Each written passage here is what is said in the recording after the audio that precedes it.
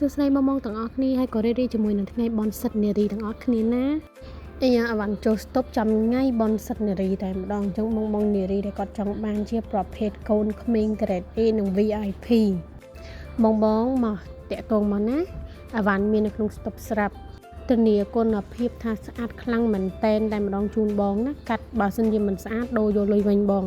ភ្ញៀវគេឲ្យ feedback មកច្រើនណាស់ថាវ៉ាន់គឺស្អាតបងសម្រាប់កូនក្មេងខាងឃ្លាំងគឺថាជាប់ចំណាប់ថ្នាក់លំដាប់លេខ1តែម្ដងបងចង់បាន VIP ក៏បានបងចង់បានយក Grade A ក៏បានគ្រាន់តែសារនេះចូលជាប្រភេទ Grade A ច្រើនជាង VIP ណាបងណារដងចូលមករៀងស្មើគ្នាអាចក៏មានជា VIP ច្រើនដូចគ្នាដែរដោយសារតែមានភ្ញៀវដែលគាត់កំងជាមួយនឹងប្រភេទ VIP ច្រើនណាយកមួយក៏បានយកពីរក៏បានចាបើសិនជាត្រូវហើយសំយក5ក៏បានដែរបងដោយសារតែបាទនេះគឺលក់លឿនបងកំងមុនបានមុនអញ្ចឹងណាបងមកឲ្យធ្វើការកក់សិនក៏បានដែរធានាខាងឃ្លាំងនិយាយទៅបងមិនចាំបាច់កក់លុយទាំងអស់បងគ្រាន់តែប្រាប់ទៅគឺខាងខ្ញុំនឹងទុកធានាជូនបងថាមកប្រែទុកអវ៉ាន់ជូនបងដល់ថ្ងៃបងមកយកតែម្ដងណាតែខ្ញុំសូមអធិស្ឋានចិត្តបងសូមកុំកក់យូរថ្ងៃពេកដូចជាទុករហូតដល់មួយខែអីនោះវារៀងយូរណាស់អញ្ចឹងណាបងព្រោះអវ៉ាន់យើងចុះស្តុបរហូតយើងអាចបកក់ទុកនៅក្នុងឃ្លាំងនឹងដើម្បីកោបានទេអញ្ចឹងបើសិនជាបងអាចសេរីស្រង់បានចឹងបងអាចជួយធ្វើមួយអាទិត្យឬក៏10ថ្ងៃអីនោះបងជួយមកយកចឹងទៅឬក៏2អាទិត្យអីអញ្ចឹងណាបងហៅណាបានទៀតខាងឃ្លាំងទុកអវ៉ាន់ជូននោះបងចា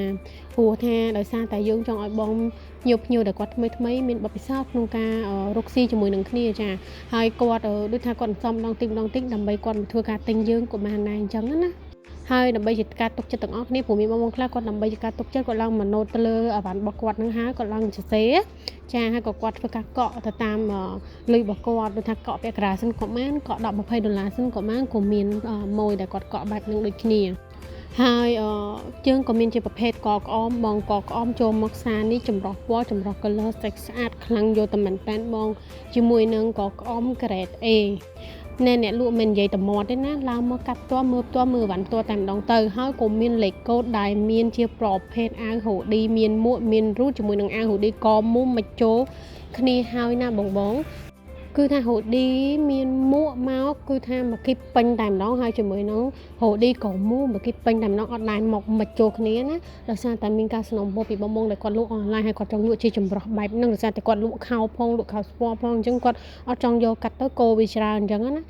លេខកូដជើងនេះសារនេះមានមកហើយបើនិយាយពីរឿងតម្លៃវិញអែមតែម្ដងជូនបងហើយក៏សូមបញ្ជាក់ទៅដល់ទីតាំងផ្ទាល់តែម្ដងដែលមួយគាត់មកគាត់ថាចាអុយបងខ្ញុំហ៊ានសួរខ្ញុំផ្លែឃ្លាំងមួយថ្ងៃលក់ម្ដងពី5គីប3គីបទិញ10គីបឡើងទៅបានលក់ឲ្យអត់មានរឿងហេតុការណ៍នោះបែបឡើងកាត់ឡើងទេណាបងណាគឺថាបងទិញតែមួយគ្រាប់ក៏លក់ជូនដែរហើយលក់តម្លៃបោះដុំជូនបងទៀតដោយសារមូលហេតុអីយកគ្នាធ្វើមើលរកស៊ីចាប់ដៃគ្នាពីដំបូងទៅដើម្បីបងស្គាល់ពីអវ៉ាន់គុណភាពរបស់ខាងខ្ញុំណាអរគុណច្រើន